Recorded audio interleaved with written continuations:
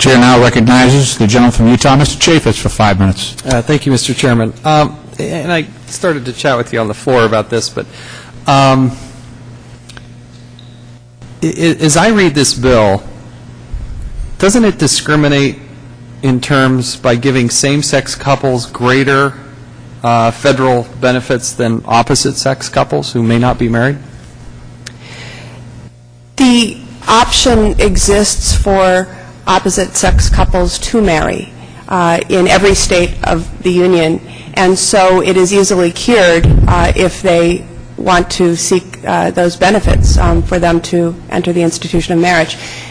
Aside from the states that the chairman mentioned, that opportunity does not exist in all states for same-sex partners, and to the extent that it does exist in any states, the Defense of Marriage Act, which is currently embodied in federal law, would prohibit the federal government from recognizing those marriages in those states that do recognize it. So in other words, we have to come up with another mechanism in order to offer fringe employment benefits, this is what we're talking about in this bill, to the same-sex partners of federal employees. So a heterosexual couple is not going to get the same, a man and a woman living together are not going to be able to get the same benefits as somebody who is a same-sex couple. Should they desire those benefits, they would have the option of marrying, and that is a choice open to them but not open to the same-sex partners of federal employees. Mr. Berry, did you care to comment on that? Or?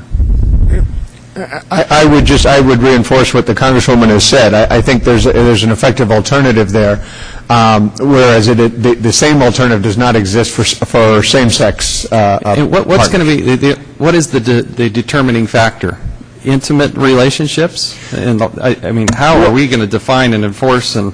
Well, it will be, as required in the legislation, it is an affidavit, and it has substantial penalties. Currently, our Inspector General at the Office of Personnel Management is responsible for enforcing fraud. So would you want heterosexual couples to just fill out an affidavit? Why wouldn't they just do that? Well, under this case, it is defined specifically in the legislation as same-sex. But it does. That affidavit is criminal perjury. It's enforceable not only by a heterosexual couple. Why can't you just fill out an affidavit and say, yeah, I've got a relationship, we plan to live together?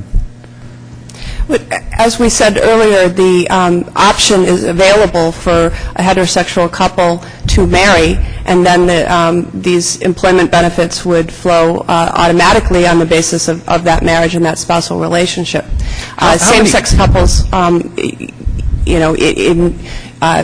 because of the Defense of Marriage Act, even those same-sex couples who are afforded the right to marry in certain states would not have those marriages recognized currently at the federal level. And so this is a mechanism that allows people like myself, who's been in a 13-plus year relationship, to be able to provide for my family.